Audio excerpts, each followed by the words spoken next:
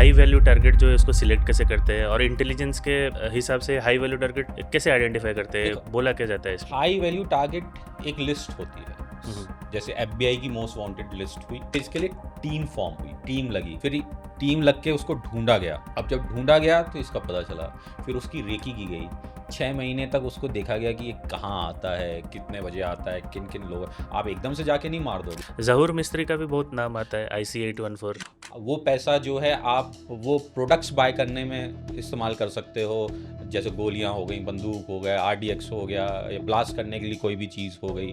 ऐसे ऐसे बहुत सारे लोग हैं, सैयद सलालुद्दीन, जमीम शाह, रियाज भटकल, मिर्ज़ा दिलशाद बेग, प्रवेश टांडा फेक करेंसी का था, माजिद मनियार फेक करेंसी, वसी अख्तर अलकायदा का, मोहम्मद शरीफ, छोटा दाऊद जिसको कहते हैं, जो 2000 में गुजरात से भागा था। ये नहीं कह सकते कि सब जगह मिलते हैं। एक जगह है दर्रा, जो वहाँ का एक ट्राइबल एरिया है, आफरीदी ट्राइब है वहाँ की, और वहाँ पे गन कल्चर अपना है कि पुरानी गन बंदूकें देते हैं, वो नहीं लेते, वो वहाँ का कल्चर है। वो वॉच रखते हैं। फिर हायर किया जाता है एक और आदमी जो पूरा फोटोग्राफ्स खींचता है। ऐसा नहीं है जो वॉच रख रहा है वही फोटोग्राफ खींचने वाले अलग होते हैं, उसके मूवमेंट को नोट करके भेजने वाले अलग होते हैं।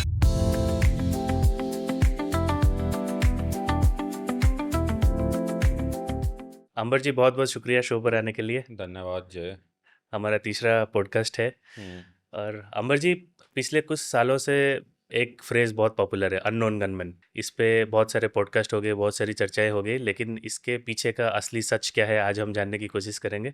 तो ओवर टू यू। धन्यवाद जय।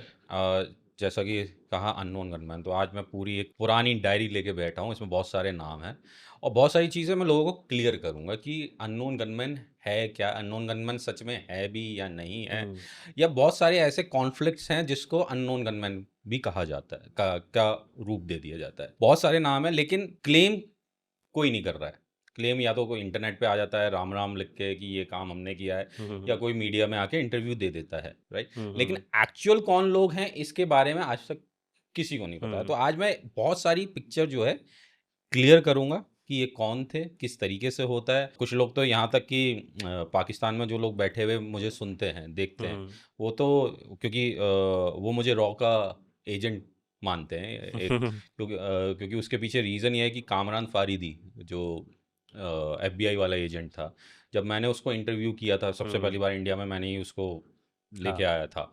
वो दाऊद इब्राहिम के ग्रुप में इन्फिल्ट्रेट कराया था FBI के कहने पे, और FBI ने कामरान को इन्फिल्ट्रेट कराया डी कंपनी में। उसकी एक बहुत लंबी कहानी है, वो एक अलग से करेंगे कि क्यों वो इन्फिल्ट्रेट हुआ, उसमें कौन कौन लोग इन्वॉल्व हुए। फिर जाबिर मोतीवाला पकड़ा गया, राइट। तो जब कामरान फारिदी वापस US से पाकिस्तान पहुंचा, जब पाकिस्तान पहुंचने के बाद उसको जो है पाकिस्तान ने ही हाउस अरेस्ट किया, काइंड ऑफ हाउस अरेस्ट के बाद उसने मुझे फिर से मेरे साथ online kind of a podcast किया, इंटरव्यू किया। उसमें उसने मुझे ये बात बोली कि मोगली बाबा, आपको पाकिस्तान में ISI वाले जब मुझे ग्रिल कर रहे थे तो वो बार बार आपका नाम मुझसे पूछ रहे थे, मेरे बारे में पूछ रहे थे, मोगली बाबा के बारे में पूछ वो रहे लोग थे। आपका नाम पूरा जानते हैं या मोगली बाबा जानते नहीं, हैं? अंबर शर्मा पूरा नाम पूरा जानते नाम हैं जानते हैं, अच्छा। बस उन्हें मेरी पासपोर्ट की डिटेल नहीं पता है, अन्यथा वो मेरे ट्रैवल के बारे में भी जानते हैं कि मैं कब ट्रैवल कर रहा हूँ। तो उसने ये कहा कामरान ने कि वो आपको रॉ का एजेंट समझते हैं और मैं आपके साथ मिलकर कुछ अलग से प्लानिंग कर रहा था, ये बहुत ग्रिलिंग हुई। तो बहुत से लोग शायद ये भी समझे कि जितनी डिटेल्स मैं पब्लिक डोमेन में लेके आता हूँ क्राइम से रिलेटेड एक्सक्लूसिव, तो हो सकता है कि एक नेटवर्क अननोन गनमैन का मैं भी चला रहा हूँ तभी पाकिस्तान वाले मुझे रॉ का एजेंट समझ रहे हैं। खैर, जोक्स अपार्ट, लेकिन बहुत सारी चीज़ें मैं क्लियर करूँगा। बहुत डायरीज मैंने आज खोल के रखी हैं, पुराने बहुत छोटे छोटे पेपर्स भी हैं जिसमें मैंने बहुत कुछ पुराने लिखा था। तो बात करते हैं इस पे। जी, तो इसके पीछे इसको जनरली बोलते हैं इंडिया का शैडो वॉर। तो आप ये बताइए कि ये जो अननोन गनमैन है, इस तो पता नहीं इसीलिए अननोन बोलते हैं। तो ये हाई वैल्यू टारगेट जो है उसको सिलेक्ट कैसे करते हैं और इंटेलिजेंस के हिसाब से हाई वैल्यू टारगेट कैसे आइडेंटिफाई करते हैं, देखो, बोला क्या जाता है इसमें? हाई वैल्यू टारगेट एक लिस्ट होती है। हम्म, जैसे FBI की मोस्ट वांटेड लिस्ट हुई, हर कंट्री की मोस्ट वांटेड लिस्ट होती है। आप ऑस्ट्रेलिया हम्म, जाओगे तो ऑस्ट्रेलिया की एक मोस्ट वांटेड लिस्ट होगी, पाकिस्तान में भी जाओगे तो पाकिस्तान की भी एक हम्म मोस्ट वांटेड लिस्ट होगी, उसमें उन लोगों के नाम होंगे जो उनको जो है परेशान कर रहे हैं, उनके यहाँ विस्फोट कर रहे हैं, उनके यहाँ बहुत सारी चीज़ें कर रहे हैं। तो ऐसी ही एक इंडिया में भी लिस्ट है जिसको हम एनआईए की लिस्ट करते हैं, नेशनल इन्वेस्टिगेटिव एजेंसी की लिस्ट होती है जिसमें सारे नाम होते हैं। जो आज की करंट की लिस्ट में जो नाम है वो 57 नाम है। 57 57 नाम है, उसमें से कुछ लोग मर चुके हैं, कुछ पे हमला हो चुका है और कुछ लोग जीवित हैं। तो जो जो हो चुका है वो मैं घटित क्या है, क्या क्या हुआ है, इसमें से बहुत सारे नाम है। अब आते हैं कि आपने क्या दूसरा क्या क्वेश्चन किया था कि कैसे इसको आइडेंटिफाई आइडेंटिफाई करें। कैसे करते हैं? आइडेंटिफाई ऐसे करते हैं कि आप कितना उत्पात मचा रहे हैं देश में, उससे आइडेंटिफाई होते हैं कि सबसे बड़ा है टेररिज्म, उसके बाद है ड्रग्स, उसके बाद बाकी सारी चीज़ें आती हैं। तो टेररिज्म सबसे बड़ा है, दुनिया की किसी कोने में भी चले जाओ। अमेरिका ने अल कायदा को एक टाइम पे उतना बड़ा टेररिस्ट नहीं माना था जब तक उनके ऊपर 9/11 नहीं हुआ था, जहाँ तक मेरी जानकारी। मैं कहीं गलत हूँ तो लोग कमेंट्स में उसे मेरे को सही कर सकते हैं, मुझे उसमें कोई दिक्कत नहीं है। तो अल कायदा को उन्होंने टेररिस्ट एक तरीके फुली फ्लेज तब बनाया जब 9/11 हुआ। उससे पहले जब अमेरिका की एम्बेसी पे इन्होंने ब्लास्ट किया और इन्होंने अल कायदा को पूरा एक टेररिस्ट ग्रुप ऑर्गेनाइजेशन। तो टेरर जो है दुनिया में सबसे बड़ा क्राइम माना जाता है। तो जितने भी हाई वैल्यू टारगेट हैं वो उनके क्राइम बेस पे जस्टिफाई किया तो आप जाता बोल है। रहे हो जैसे मतलब इंडिया को सबसे ज़्यादा नुकसान कौन पहुंचा रहा है, उसके हिसाब से वो देखो दो लिस्ट सब में इस टॉप में समय आता का है। करंट का टेररिज्म तो अपनी जगह है। टेररिज्म में बहुत सारे छोटे छोटे ग्रुप्स रोज पैदा होते हैं, कुछ स्लीपर सेल्स पैदा होते हैं, कुछ मास्किंग ग्रुप पैदा होते हैं। हम लोग कहेंगे मास्किंग ग्रुप क्या है? मास्किंग ग्रुप वो होते हैं कि मैं अंबर शर्मा हूँ, मेरी एक कंपनी है मोगली, ठीक। अब मैं मोगली को फ्रंट में नहीं रखना चाहता हूँ, राइट। मैंने एक कंपनी बलू कंपनी चला दी, पीछे दिमाग मेरा है लेकिन उसका फेस मैंने आपको बना दिया। तो वो मास्किंग ग्रुप्स हुए कि हाफिज सईद के नाम पे एक ऑर्गेनाइजेशन नहीं है, हजारों ऑर्गेनाइजेशन है, लेकिन नाम किसी और के आ रहे हैं, कोई फेसेस बनाए गए। तो ये जो ग्रुप्स होते हैं ये बहुत धीरे धीरे पावरफुल हो जाते हैं और बहुत दुखदाई होते हैं। तो इनके ऊपर वॉच रखना बहुत ज़रूरी होता है। जैसे आज तारीख है 4 जुलाई 2026, 3 जुलाई 2026 को गुजरात एटीएस ने 8 लोगों को अरेस्ट किया जो स्लीपर मॉड्यूल से जुड़े हुए थे लश्कर ए तैयबा की, और उनको गिरफ्तार किया है। वो भी वही चीज़ कर रहे थे कि रेडिकलाइज कर रहे थे, मतलब वो जो लिटरेचर जो पढ़ाया जाता है जो इनके मदरसों में हाफिज सईद के, वही था। प्रोपागेट करना, रेडिकलाइज करना लोगों को। प्रोपोगेट अलग है, रेडिकलाइज अलग है। अब प्रोपोगेट तो बहुत सारी चीज़ें हो सकती हैं, आज की फिल्म्स को भी लोग प्रोपोगेट कह सकते हैं। तो एक रेडिकलाइजेशन एक अलग शब्द है और प्रोपोगेट अलग चीज़ है। अब मेरे वीडियोस को भी लोग कहते हैं कि मैं प्रोपोगेट कर रहा हूँ, तो प्रोपोगेंडा का कोई बहुत बड़ा वो नहीं है। आपको मेरी बात समझ में नहीं आ रही तो वो प्रोपोगेंडा है, अगर आपको मेरी बात समझ में आ गई तो आप रेडिकलाइज, वो थोड़ा ग्रे है। रेडिकलाइजेशन तो उनको पता है कि क्या करना है। ठीक है। तो ये अलग चीज़ हो जाती है। तो कल कुछ लोग गिरफ्तार हुए, 8 लोग। तो टेररिज्म के बाद आता है ड्रग्स, जिसको हम हाई वैल्यू में मानते हैं। अब इसमें भी इन दोनों का एक रूप होता है नार्को टेररिज्म, कि आप जो पैसा ड्रग्स से कमा रहे हैं वो पैसा आप फंड कर रहे हैं टेररिज्म में। वो ट्रेनिंग कैंप्स में जा सकता है, वो बॉम्ब ब्लास्ट में जा सकता है, वो आईईडी ट्रेनिंग में जा सकता है। वो पैसा जो है आप वो प्रोडक्ट्स बाय करने में इस्तेमाल कर सकते हो, जैसे गोलियां हो गई, बंदूक हो गया, आरडीएक्स हो गया, या ब्लास्ट करने के लिए कोई भी चीज़ हो गई, ट्रांसपोर्टेशन हो गया। वो जो पैसा आप इकट्ठा करके टेररिस्ट ग्रुप को दे रहे हो और उससे जो वो प्रोडक्ट्स खरीद रहे हैं, फिर जो टेररिज्म हो रहा है वो नार्को टेररिज्म हो गया। तो ये जो टेररिज्म, ड्रग्स और प्लस नार्को टेररिज्म, ये सबसे बड़े हाई वैल्यू हम मानते हैं। तो इसको पूरा असेस किया जाता है, ये तीनों का इंटरलिंकेज क्या है, इसमें से कैसे लोगों के फंडिंग नाम होता है। खुलने कि इसके पीछे कौन है, किस तरीके से है, क्या है, ये सब चीज़ें आनी शुरू होती हैं। अब जैसे आईएसआई, एक खुले तौर पे मैं नाम ले रहा हूँ, आईएसआई का नाम बहुत बार मीडिया चैनल्स में भी आता है कि ये फंड कर रही है। अब जैसे कि रिसेंट में शहजाद भट्टी, राइट, जो इंडिया में आईएसआई ने उसको फेस बना रखा है कि शहजाद भट्टी को, कि ये बहुत सारा ड्रग्स जो है पंजाब बॉर्डर पे डिलीवर कराएगा और लोगों को रिक्रूट करेगा। ऑनलाइन रिक्रूट होता है आजकल, इंस्टाग्राम से बहुत लोगों को रिक्रूट किया जा रहा है कि और लोगों को आजकल जब से ये so called hyper hyper masculine films आनी शुरू हुई हैं कि बंदूक लेके घूमना और हुँ, दुनिया को डराना, तब से लोगों के अंदर एक इन्फ्लुएंस हुआ है कि हम भी गैंगस्टर बनना शुरू करें, हम भी इसी तरीके से। तो जो आप देख रहे हो कि लोग गाड़ियाँ एक दूसरे पे चढ़ा देते हैं, उसका पीछे भी ये रीज़न है कि जिस तरीके की फ़िल्म्स बन रही हैं, हुँ, हाइपर हाइपर मैस्कुलिन। मैस्कुलिन हाँ, तो ये हुँ, इनसिक्योरिटी है ह्यूमन मैन की कि मैं, तो इसलिए हाइपर इन वो इस तरीके की फ़िल्म बन रही हैं, तो उन्हें लगता है कि हम भी वो करें, तो वो इसकी इंक्लाइन होते हैं बंदूकों की तरफ, हुँ, ड्रग्स की तरफ। तो इसका फ़ायदा शहजाद भट्टी जैसे लोग हुँ, उठाते हैं। शहजाद भट्टी के साथ है शाहिद जट। हुँ, जो शाहिद जट है, ये भी एक खतरनाक हाई वैल्यू टारगेट है। हुँ, ये जो हैं शाहिद जट, ये वो वांटेड है, ये हुँ, ड्रग्स का काम कर रहे हैं, पैसे का काम कर रहे हैं। तो फेस किसको रखा जो मीडिया में आ रहा है? शहजाद भट्टी, हुँ, हुँ, जो शायद, बट मैं कहीं गलत हो रहा हूँ, नाम याद नहीं आ रहा, जो आईएसआई के लिए ड्रग्स का काम बॉर्डर पे कर रहा है। उसको उसके पीछे ये कर रहा है, उसके पीछे शाहिद साजिद जट है, जट, मेन आदमी है, और ये हार्डकोर क्रिमिनल है।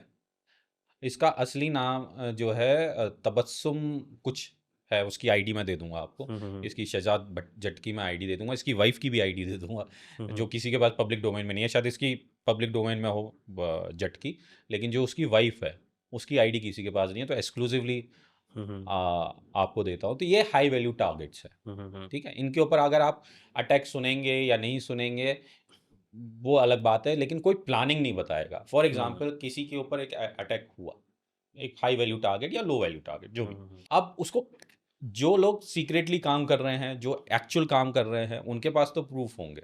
हुँ, जैसे मैं आपको प्रूफ देता हूँ अपनी कोई भी बात कहने के लिए। हुँ, हुँ, बाकी जो लोग हैं, जो गैंगस्टर्स हो गए, जो कनाडा बैठा है, कोई पोर्तुगल बैठा है, कोई ऑस्ट्रेलिया बैठा है, कोई अफ्रीका में बैठा है, वो लोग मीडिया में आके कहते हैं कि ये काम हमने किया। इसका बहुत बड़ा एग्जाम्पल मैं आने वाले कुछ बातों में आपको समझाने का प्रयास हुँ, करूंगा। हुँ, कि मीडिया में बोला कि कुछ लोगों का एक नया ट्रेंड हो गया, राम राम जय श्री राम हुँ, पोस्ट पे लिखते हैं, और उसके बाद कहते हैं इस काम का जिम्मेदारी हम लेते हैं। हुँ, मीडिया में तो हाइप हो गया, इसका फ़ायदा कैसे उठाते हैं गैंगस्टर्स जो जो इन्वॉल्व नहीं है, ये इसको क्लेम नहीं कर रहे हैं, क्योंकि एक कैसे क्लेम करते हैं कि जैसे बता, ये एक्स आदमी है, मारा गया या अटैक हुआ किसी के द्वारा, वो अटैक कराया ए आदमी ने, हुँ, ठीक है। बी वाला आके बोलेगा कि ये काम मैंने किया, ए नहीं बोलेगा, बी बोलेगा। बी का उससे लेना देना कुछ नहीं है, लेकिन उसको मीडिया में और दुनिया में अपना एक भोकाल बनाना है। तो मैंने ज़िम्मेदारी ले लिया। मैंने जिम्मेदारी, अब वो उस गैंगस्टर है, ठीक है। गैंगस्टर होने के बाद उसका फ़ायदा मिलता है कि हाँ भी ये कर सकता है। हुँ, हुँ, फिर उसको प्रेजेंट किया जाता है देशभक्ति के हुँ, तौर पे हुँ, कि ये देशभक्त डॉन है। अरे तुम कैसे देशभक्त डॉन हो जब तुम दूसरे से एक्सटॉर्शन कर रहे हो इंडिया में बैठ के? अगर तुम्हें एक्सटॉर्शन करना है तो बाहर वाले लोगों से करो, जो इंडिया में टेरर फैला रहे हैं, उनसे एक्सटॉर्शन करके दिखाओ, हुँ, राइट। अब उससे पूछा जाए कि प्रूफ क्या है, तो उसके पास एक फ़ोटो नहीं होगी प्रूफ करने के लिए। हुँ, वो ये तक नहीं बता पाएगा कि मैंने इसको ट्रैक कैसे किया, ये कहाँ रहता है, इसका घर कहाँ है। हुँ, लेकिन मीडिया में इतना हाइप हो जाएगा कि ये काम उसने किया है, क्योंकि हुँ, उसे क्लेम कर दिया। अब इस बी आदमी को इसको सो कॉल्ड क्लेम करने का फ़ायदा कैसा मिलता है? हुँ, कैसे मिलता है? कैसे मिलता है कि अब मीडिया में उसके नाम चल रहे हैं। हुँ, अब वो सीधे किसी को फ़ोन करेगा कि 5 करोड़ एक्सटॉर्शन दे दे। जब ईज़ी मैं हो जाता है फलाँ को उसके मार लिए। सकता हूँ दूसरे देश में जाके, मैं तुझे इंडिया में भी मार सकता हूँ। हुँ, हुँ, इसका फ़ायदा उसने डर से उठाया। हुँ, इसमें मीडिया की भी गलती है।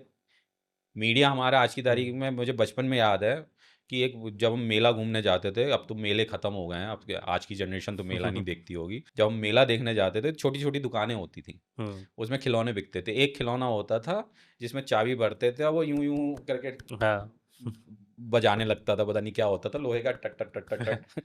तो मीडिया यही हो गया है कि वो हाँ, किसी चीज़ को वेरीफ़ाई नहीं करते हैं, किसी के नाम कोई भी क्लेम करता है उसको कह देते हैं, फिर उसको हाँ, ऐसे पिक्चर किया जाता है कि बहुत बड़ा है। हुँ, और वो गैंगस्टर, जो छोटा-सा गैंगस्टर होता है, वो इतना बड़ा हौवा बन जाता है कि वो इंडिया में बैठे हुए बिज़नेस वालों से, विदेश में जो इंडियंस बैठे हैं, उनसे पैसे की डिमांड करता है। हुँ, अगर तुम इतने बड़े देशभक्ति का काम कर रहे हो कि तुम एक टेररिस्ट को मारने की हिम्मत रख सकते हो, तो तुम क्यों एक्सटॉर्शन इंडिया से माँग रहे हो? हुँ, वो देशभक्ति वाली बात तो है नहीं। इसका एग्ज़ाम्पल मैं बहुत साल पुराना देता हूँ। दिलशाद मिर्ज़ा बेग और ज़मीम शाह, हुँ, हुँ, ये नेपाल के बहुत बड़े बिज़नेसमैन और बहुत टाइकून थे। दिलशाद मिर्ज़ा बेग तो बाकायदा पॉलिटिशियन था, लेकिन लड़कियों का और बहुत शौकीन था, मीट खाने का बहुत शौकीन था। ज़मीम शाह वहाँ का सबसे बड़ा टेलीविज़न नेटवर्क चलाने वाला, एक तरीके से कह सकते हैं मीडिया मुगल था। हुँ, हुँ, ये दोनों लोग इंडिया में फेक करेंसी का नेटवर्क चला रहे थे पाकिस्तान के थ्रू। हुँ, पाकिस्तान की एम्बेसी में फेक करेंसी आती थी इंडिया की, ठीक है। हम्म और फेक करेंसी आने के बाद वो एम्बेसी से Pakistan border sorry Nepal border के, इंडिया के नेपाल बॉर्डर से इन्फिल्ट्रेट करती थी। हम्म और उसमें भी बहुत सारे किस्से हैं कि किस तरीके से इन्फिल्ट्रेट करती थी, कौन कौन लोग थे। अब इसका जो दिलशाद मिर्जा बेग की हत्या हुई, तो छोटा राजन ने फ़ोन उठा के मीडिया को ये कहा कि ये काम मैंने किया है। हम्म, लेकिन छोटा राजन का इसमें कुछ लेना देना एक नहीं। परसेंट भी कुछ नहीं था। हम्म 1%।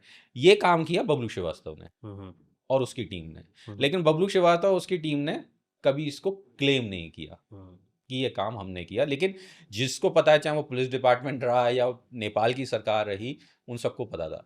इसके पीछे एक और मैं बात बताता हूँ कि मैं ये क्यों नाम ले रहा हूँ, क्योंकि या तो फॉरेन कंट्री की गवर्नमेंट बोले कि ये लोग इन्वॉल्व हैं। हम्म अगर पाकिस्तान में अननोन गनमैन के ऊपर किसी का नाम आया है, हम्म तो वो सिर्फ और सिर्फ बबलू श्रीवास्तव और उसकी टीम का नाम आया है, हम्म जिसमें बंटी पांडे रहा, और नाम है, मैं नाम नहीं लूँगा, बहुत सारे नाम हैं, लेकिन जो जग जाहिर नाम है जो उनकी टीम के साथ है उसके, बबलू श्रीवास्तव, ये सब जो नाम हैं ये पाकिस्तान ने क्लेम किए, वो डिटेल में हम्म समझाऊंगा। तो जो लोग ये कहते हैं कि हम्म अननोन गनमैन, तो अननोन गनमैन ने जो टारगेट किए, जिसको मीडिया झुंझुना बजा बजा के दिखा रही है, आप उसको देखो कि वो एनआईए लिस्ट में था या नहीं था। नहीं था।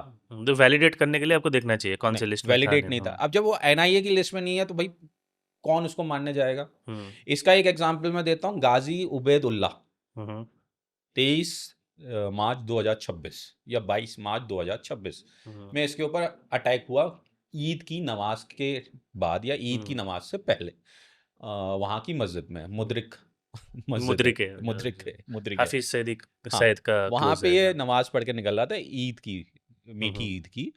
और वहाँ से निकला, इस पे गोलियां चल गई, हम्म और ये डेडली एक तरीके वुंडेड हुआ। अच्छी, ये किस्सा हुआ 10-15 या आधे घंटे बाद इंडियन मीडिया में, हम्म इंडियन सोशल मीडिया पे, इंडियन सो कॉल्ड इन्फ्लुएंसर्स ने, इंडियन फेसबुक इन्फ्लुएंसर्स ने, इंस्टाग्राम इन्फ्लुएंसर्स ने, हम्म, अननोन गनमैन जिंदाबाद, अननोन गनमैन जिंदाबाद, हाँ, अननोन गनमैन का नया आतंक। नया अननोन आतंक, उसने जो है एलटी हाँ लश्कर ए तैयबा हाफिज सईद के एक खास आदमी को मार दिया। इस हम्म लॉन्ग लिव अननोन गनमैन। हम्म अब इसके पीछे आते हैं कि कहीं सही में अननोन गनमैन का काम था या नहीं था। हम्म। आप मुझे बताओ, आपको थोड़ी सी जानकारी हो तो। नहीं, जानकारी नहीं थी, तो हम तो मीडिया जो बोला उसके वजह से हम भी जिंदाबाद करने लगे कि चलो इंडियन एजेंसी अननोन अब गनमैन अब पाकिस्तान में घुस के मार अब रहे हैं। इसमें कोई अननोन गनमैन का काम ही नहीं था।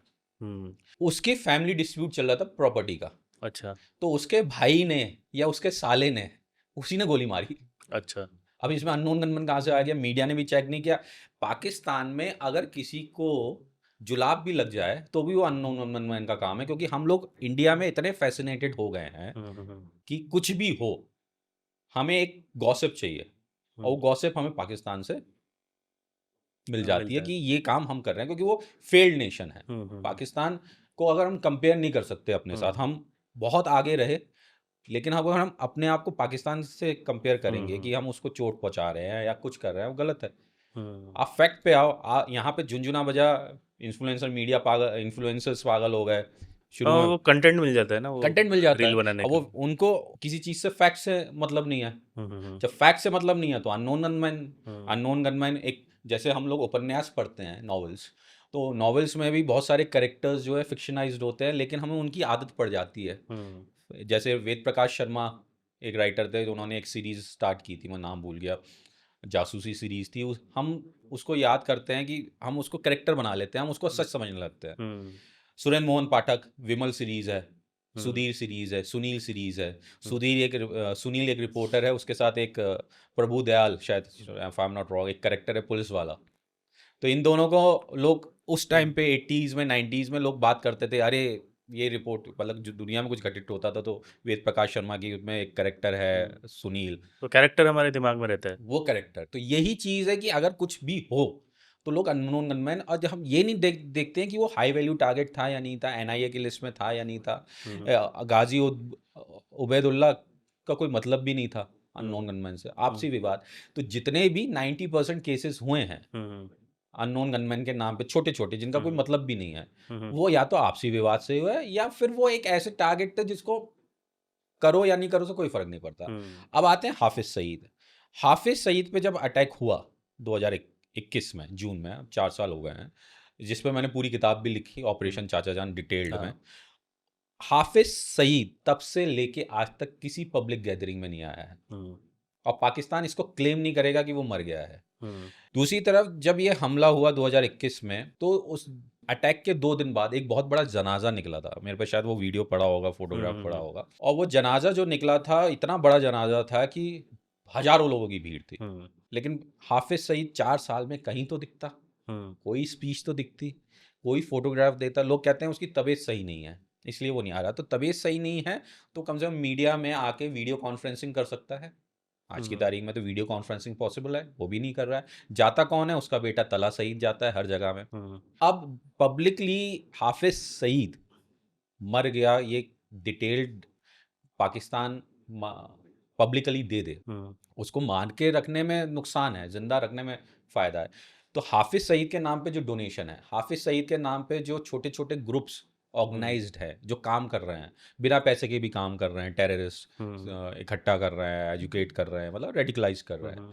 वो सब खत्म हो जाएंगे। हम्म। कम से कम 500 ऐसे ग्रुप हैं, हम्म। और उन 500 ग्रुप को संभालने के लिए कोई ना कोई आदमी चाहिए। हम्म। तला सईद में वो कुव्वत नहीं है हम्म। जो वो संभाल सके। तो जब तक कोई ऐसा आदमी नहीं मिल जाता, तब तक पाकिस्तान उसको नहीं मानेगा कि मर गया है। हम्म। ऐसे ऐसे बहुत सारे लोग हैं, सैयद सलालुद्दीन, जमीम शाह, रियाज भटकल, मिर्ज़ा दिलशाद बेग, प्रवेश टांडा फेक करेंसी का था, माजिद मनियार फेक हम्म। करेंसी, वसी अख्तर अलकायदा का, मोहम्मद शरीफ, छोटा दाऊद जिसको कहते हैं, जो 2000 में गुजरात से भागा था, आमिर सरफराज तांबा, लाल मोहम्मद जो फेक करेंसी का था, फिर शमसुल हुडा जो कानपुर डीरेल का मास्टरमाइंड था, जिसमें ब्लास्ट कराया था कानपुर ब्लास्ट, ज़कीउर रहमान, यूनुस अंसारी जो फेक करेंसी का। ज़कीउर रहमान को कैन सब जानते हो, आतंकवादी जो है, ठीक है। ये लोगों पे अगर किसी ने अटैक किया हुआ, अगर मैं गलत कह रहा हूँ तो मेरे पास प्रूफ है इसको, हम्म। मतलब मैं बहुत सारी चीज़ें दे सकता हूँ।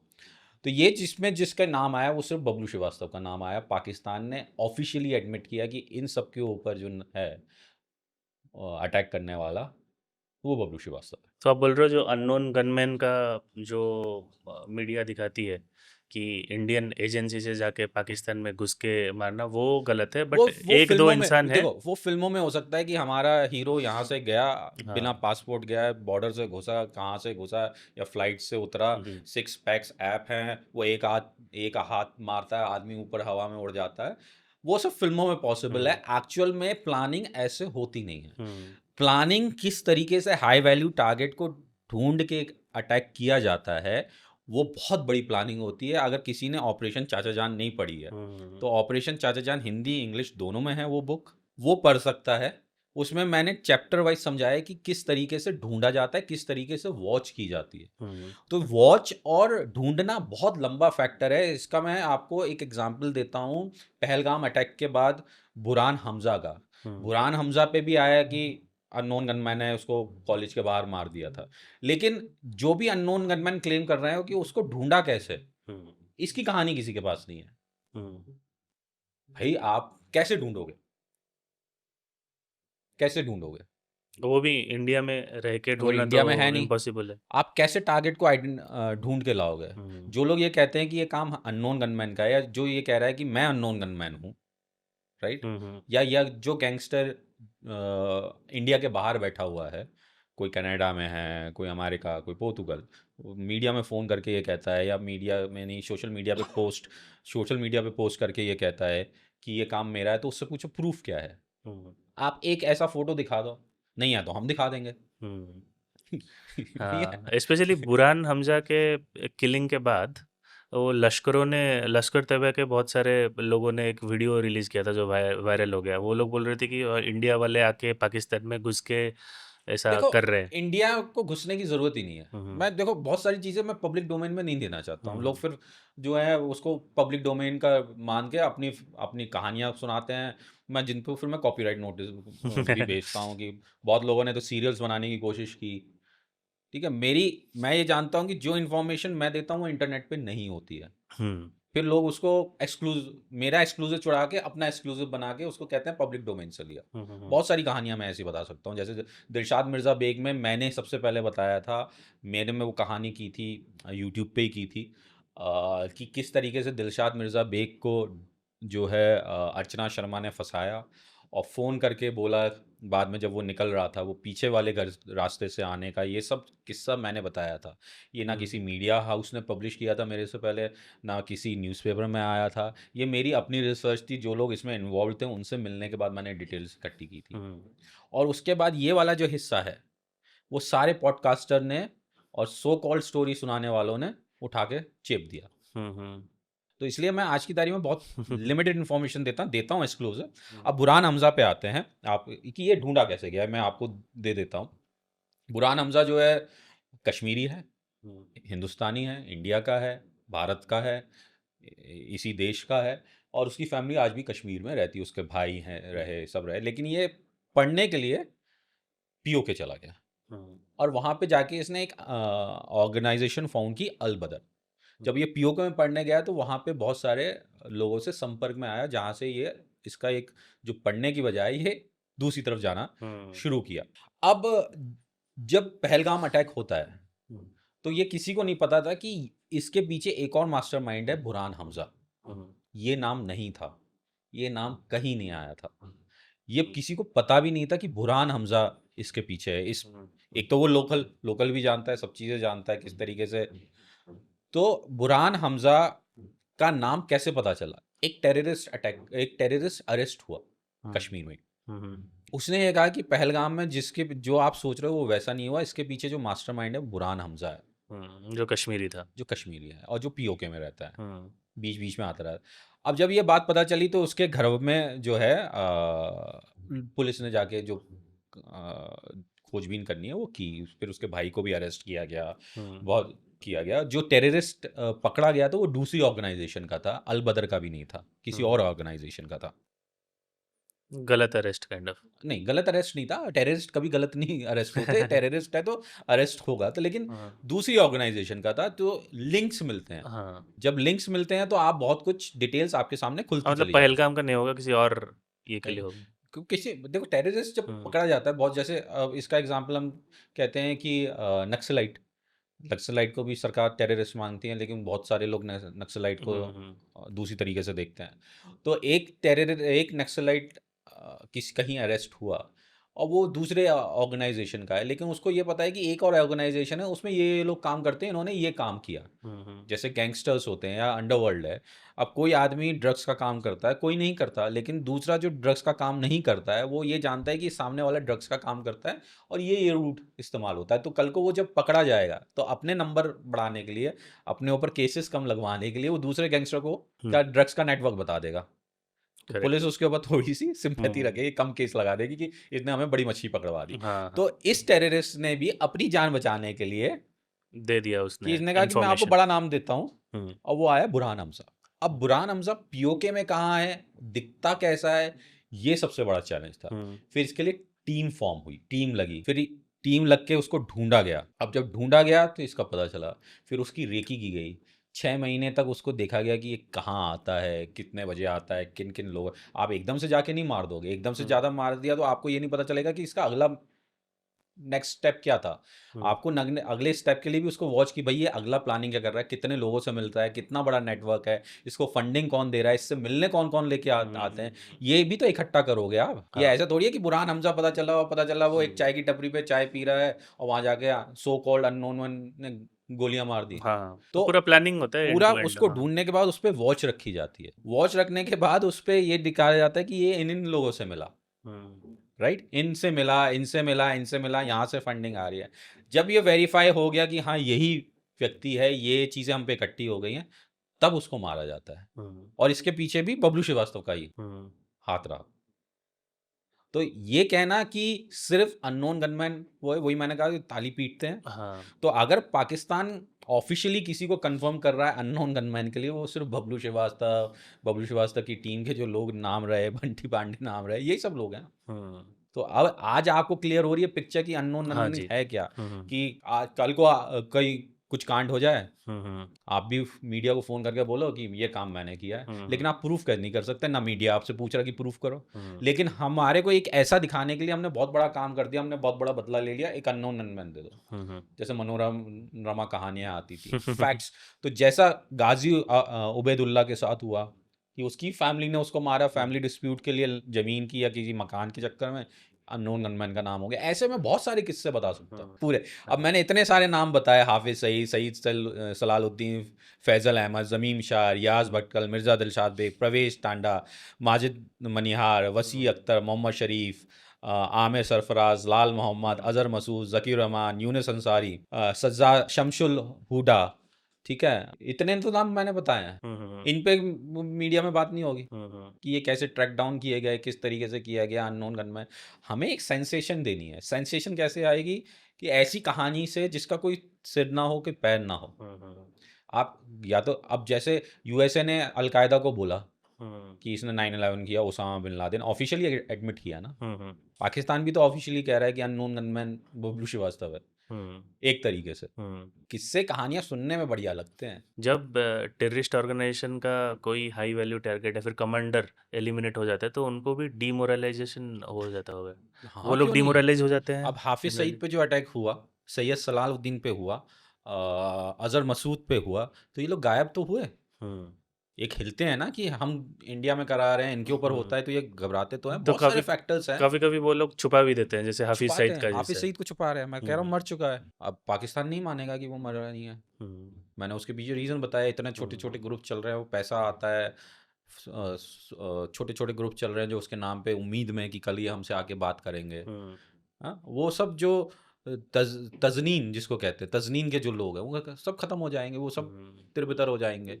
फिर उनको वापस इकट्ठा करना बड़ा मुश्किल है। तो जब तक हाफिज सईद जितना कद्दावर हम्म, इंसान आईएसआई को या पाकिस्तान को नहीं मिलेगा, तब तक ये हाफिज सईद को जिंदा रखेंगे। हम्म, ये सिंपल सा है। उनका फायदा उसी में है। उनका फायदा उसी में है। जहूर मिस्त्री का भी बहुत नाम आता है, IC-814 ज़हूर हाईजैकर। मिस्त्री देखो टारगेट था, इसमें कोई दो राय नहीं है। और ज़हूर मिस्त्री को भी टारगेट किया गया। ऐसे बहुत सारे किस्से हैं पाकिस्तान के जो किए गए, लेकिन उससे ज़्यादा बड़ा जो था बुरहान हमज़ा है, जिसको ढूंढना, क्योंकि उसका नाम नहीं था, ज़हूर मिस्त्री का नाम था। ठीक है, तो ज़हूर मिस्त्री को ढूंढने में टाइम तो लगा, लेकिन उससे बड़ा था बुरहान हमज़ा, जिसको ढूंढने में भी कम टाइम लगाया पता करने के बाद। तो ये वो नेटवर्क इस्तेमाल किया गया। अब वो नेटवर्क वहाँ बैठ के क्रिएट किया जाता है। अब वो मैं ये नहीं बताऊंगा कैसे क्रिएट करते हैं। नहीं, आप बता सकते हो कैसे ढूंढा? नहीं। ढूंढने का मैंने बताया ना कि हाँ, टेररिस्ट से पता चला कि बुरहान हाँ, हमजा है। नहीं, in terms of location location वगैरह। फिर देखो क्या होता है कि टीम नेटवर्क होता है। हम्म, आपको बाई चांस कुछ ऐसी चीज़ मिल जाती है जो मैं पब्लिक डोमेन में नहीं कह सकता। हम्म, उससे आप लोकेशन निकालते हैं। हम्म, फिर आपकी एक अलग से टीम होती है वॉच वाली। हम्म, वो लोकल ही होते हैं, इंडिया से हम्म, जाने की ज़रूरत नहीं है। वो हम्म, वहाँ हायर किए जाते हैं। हम्म, उनको क्या, किस बेस पे हायर किया जाता है ये उन्हें भी नहीं पता होता। हम्म, उन्हें कुछ और चीज़ें लग रही होती हैं कि ऐसा हमसे कराया जाता है, लेकिन कराया कुछ और जाया होता है, लेकिन उन्हें कुछ और होता है। हम्म, वो वॉच रखते हैं।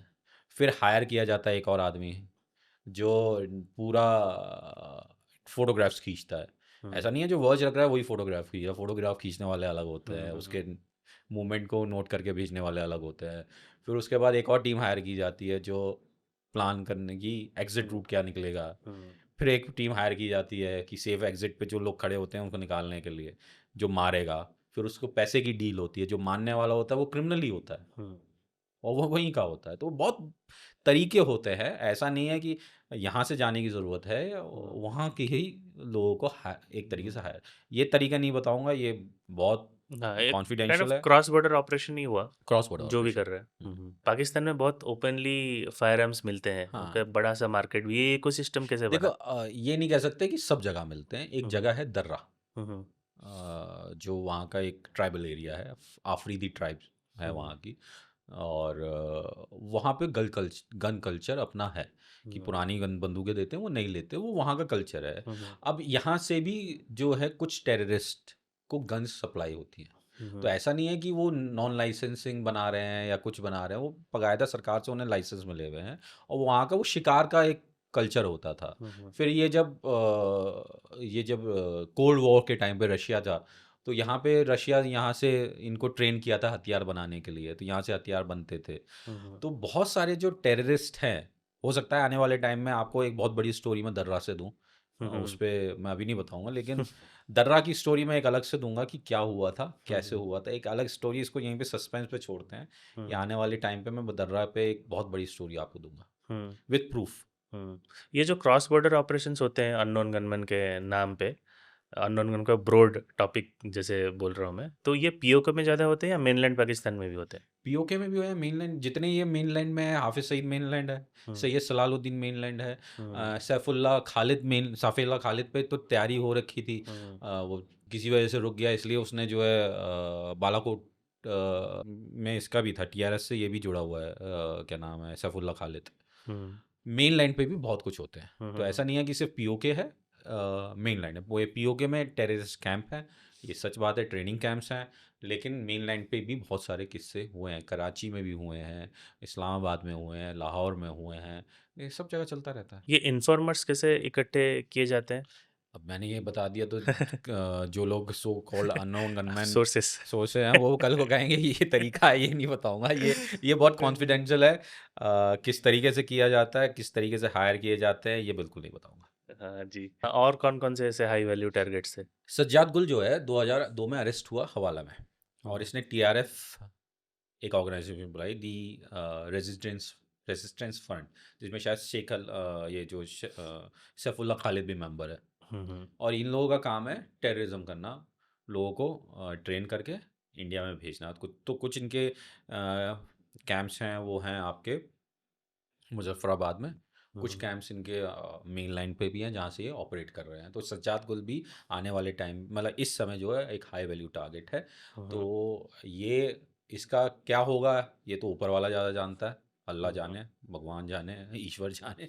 हम्म। इसका क्या होगा वो ऊपर वाला जाने, लेकिन ये हाई वैल्यू टारगेट है। आपने बताया जैसे बुरहान हमजा जैसे लोग जो कश्मीरी हैं फिर जाके रेडिकलाइज्ड हो जाते हैं, पीओके कोई जाता है नहीं जाता, तो ऐसे बहुत सारे सेपरेटिस्ट ग्रुप होंगे कश्मीर में जो बाद में जाके टेररिस्ट ऑर्गेनाइजेशन मिल। बहुत सारे सेपरेटिस्ट ग्रुप बनते ही हैं।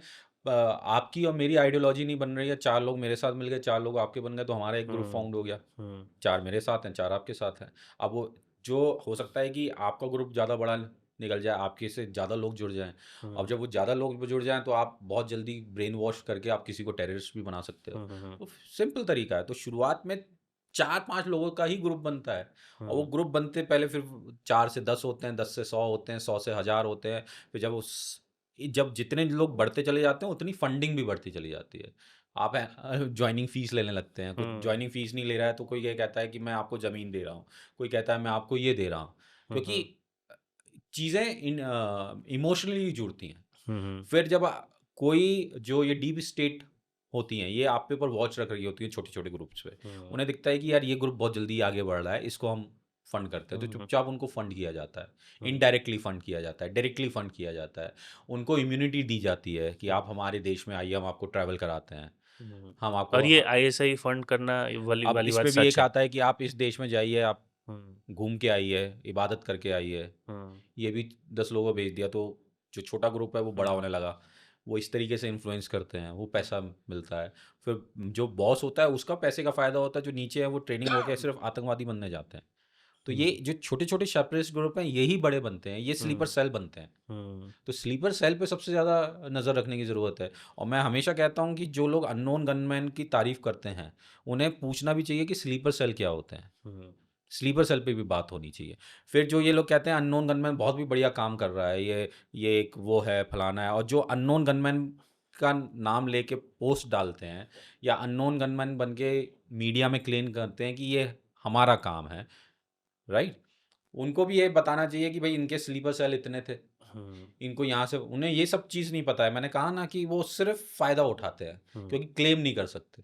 अभी बहुत सारे यूट्यूब इंस्टा इन्फ्लुएंसर्स भी इंडिया से जो पकड़े गए हैं, आपको पता होगा। एक लड़की थी, नाम नहीं याद आ ज्योति रहा, ज्योति मल्होत्रा। मल्होत्रा। तो ये सब एक्चुअली में सच है कि देखो, ज्योति पाकिस्तानी मल्होत्रा स्पॉन्सर्ड? का क्या किस्सा है, मैंने उसको इन्वेस्टिगेट नहीं किया, लेकिन जितना मैंने मीडिया में पढ़ा कि वो हुँ, पाकिस्तान हाई कमीशन के टच में थी, हुँ, वीडियोस बना के दे रही थी। अब वो कहाँ की वीडियोस बना के दे रही थी ये मुझे नहीं पता है, तो मैं बिल्कुल नहीं कह सकता कि पाकिस्तान हाई कमीशन के टच में आई। कई बार होता है कि एक्टर्स को यूज़ किया जाता है, मॉडल्स को यूज़ हुँ, किया जाता है, या हनी ट्रैप करने के लिए भी लड़कियों का इस्तेमाल होता है। तो मुझे ऐसा लगता है कि जितना मैंने मीडिया में पढ़ा, ये मेरा पर्सनल थॉट है, इसको किसी और तरीके से ना देखा जाए, कि ज्योति मल्होत्रा एक शायद बहुत छोटे गांव से आई, और उसने वो चार्म नहीं देखा था, तो उसके लिए शायद किसी हाई कमीशन में जाना बहुत बड़ी बात हो गई होगी। उसने ये रियलाइज़ नहीं किया ये पाकिस्तान है। हुँ, मतलब जो मैंने उसकी पाकिस्तान हाई कमीशन की पार्टी की वीडियो देखी, तो जिस हिसाब से वो इंटरेक्ट कर रही थी, उसके लिए ये ऐसा लग रहा था कि मैं टॉप ऑफ द एवरेस्ट पहुंच गई, मेरे लिए बहुत बड़ा हुँ, अचीवमेंट है। हुँ, हुँ, राइट? तो मुझे लगता है कि शायद वो उससे सबसे बड़ी गलती हुई। उसने शायद इंग्लैंड की एम्बेसी जाती तो इतनी प्रॉब्लम नहीं होती, इंग्लैंड हुँ, ऑस्ट्रेलिया हाई कमीशन जाती, तो उसने जो अचीवमेंट, उसको जो पहला अचीवमेंट एक सरकारी इनवाइट का मिला, वो शायद हाई कमीशन का मिला होगा, हुँ, हुँ, हुँ, और वो वहाँ से जो है फँसी। तो हुँ, मुझे वो एक एक एस्पेक्ट दिखता है कि एक छोटे गाँव से हुँ। आने के बाद उसको जो एक बार इम्पोर्टेंस मिला काइंड। एक एक हाई कमीशन से हुँ, में जाके मिलना, जहाँ पे लोग लाइन लगाते हैं, हुँ, हुँ, किसी भी हाई कमीशन में, खाली एक कंट्री की नहीं, सब कम। हुँ, अब जैसे मैं किसी एम्बेसडर से मिलता हूँ, तो वो मैं अपने काम के बेस पे मिल रहा हूँ, हुँ, उनको मैं फ़ोटोग्राफ्स दे रहा हूँ, या मैं अपनी डॉक्यूमेंट्रीज़ उनको दिखा रहा हूँ। तो वो, अब मैं कल ही ये चीज़ गलत, शुरुआती दौर में मैं गलत कंट्रीज़ के साथ हो जाऊँ और वो मुझे लूट कर लेंगे, मेरा दिमाग नहीं था। हुँ, यही ज्योति के साथ हुआ होगा, ज्योति मल्होत्रा, ऐसा मुझे लगता है, ये मेरा पर्सनल थॉट है। बाकी उसके साथ क्या हुआ, क्या नहीं हुआ, मैं उसका ना फ़ेवर कर रहा, ना मैं उसको डिफेंड कर रहा, ना मैं उसको गलत कह हुँ, रहा, ना मैं उसको सही कह रहा, क्योंकि मैंने उसको उसके केस को इन्वेस्टिगेट नहीं किया है। हुँ, तो हुँ, जिस चीज़ को मैंने इन्वेस्टिगेट नहीं किया, या उसके साथ पास जो पेपर्स मिले, हुँ, हुँ, मैं कुछ उस पे कह नहीं सकता कि हुँ, हुँ, क्या उसके पास डॉक्यूमेंट्स मिले। अभी तक उसकी बेल नहीं हुई है, जून तक मैंने देखा था, जून 2026, हुँ। उसको बेल अभी तक नहीं मिली है। तो इतने लंबा केस चल रहा है, बेल नहीं मिली, तो कुछ ना कुछ तो सीरियस होगा। ये वाला क्वेश्चन आप आपकी मर्ज़ी, आप आंसर दे सकते हो कि नहीं। ये जो इंडिया में जो फ़ेमस है वो आर-एन-डब्ल्यू फ़ेमस है कि ये सब रॉ करा रहा है, ठीक है? चाहे वो सच है, झूठ है, वो तो पता नहीं, लेकिन फ़ेमस तो रॉ है कि इंडियन एजेंसी वही है जो पाकिस्तान में जाके ये सब हादसा वारदात करा रहा है। इस पे आपने पूरा अभी बोला डिटेल में एक एपिसोड करेंगे कि रॉ सच में है भी या नहीं भी। रिसर्च विंग है, रिसर्च, इसको कैबिनेट सेक्रेटरी के अंडर आता है। हुँ, ऑफिशियली रॉ कोई नाम नहीं है, जहाँ तक ऑफ़िशियली तो नहीं है, हाँ। ऑफिशियली कोई रॉ नाम नहीं है, कोई लोगो नहीं है, कुछ नहीं है। हुँ, हुँ, जितने भी ऑफिसर्स चुने जाते हैं वो अंडर कैबिनेट, जहाँ तक मुझे जानकारी है, रिसर्च कैबिनेट में, कैबिनेट सेक्रेटरी में अंदर रिसर्च डिपार्टमेंट आता है, उसके लिए सेलेक्ट किए हुँ, जाते हैं। हुँ, तो रॉ नाम का कोई डिवीजन नहीं है, जहाँ तक मुझे पता है, कोई ऑफिशियल लोगो नहीं है। सो कॉल्ड स्पाई यूनिवर्स में हम देखते हैं कि रॉ हुँ। रॉ मुझे तो लगता है कि रॉ को एक रजिस्टर्ड एसोसिएशन बनानी चाहिए, कॉपीराइट बनाना चाहिए, एक ट्रेडमार्क सही में रिसर्च करना विंग बना देना चाहिए। हाँ, एक मतलब फिर इन जो सो कॉल्ड रॉ का नाम ले लेके फिल्म बना रहे हैं, उन पे एक कॉपीराइट का नोटिस भेजना चाहिए कि ये किस तरीके से बदनाम कर हुँ। ये मुद्रिके के जैसे जगह पे जिनका स्ट्रॉन्ग होल्ड है, हाफ़िज़ सईद और हाफिज सही तो बाकी है। सारे लोगों को, ये क्या स्टेट पॉलिसी है पाकिस्तान का? ये देखो, जो वहाँ जो ये लोग हैं, ये वहाँ नेता हैं।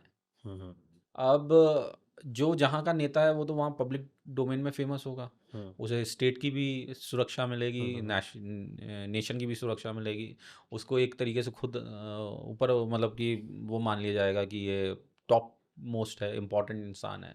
हुँ, और वो फिर वो आपका क्या कहते हैं, लोगों को इन्फ्लुएंस कर रहा है, दूसरे देश के लोगों को, तो उसको हुँ, वो हुँ, सेवा तो मिलेगी। आज मैं यहाँ बैठ के पाकिस्तान में बैठे लोगों को इन्फ्लुएंस कर लूँ, तो मुझे तो हुँ, दुनिया के और जगह लोगों में मुझे एक तरह देखा जाएगा, बहुत इन्फ्लुएंशियल हूँ, हुँ, बहुत हुँ, तरक्की वाला, बहुत बढ़िया करेक्ट। इंसान हूँ, तो मुझे स्टेट हुँ, हुँ, हुँ, सपोर्ट मिलेगा। तो वही चीज़ है, वो वहाँ पे वहाँ के नेता है, जबकि वो ग्लोबल टेररिस्ट घोषित है। हाँ, $10 मिलियन का तो यूएन बाउंटी सिक्योरिटी है। काउंसिल ने उसके ऊपर इनाम रखा था। अब तो मर गया है हाफिज सईद, मैं तो हमेशा कहता हूँ मर गया है वो।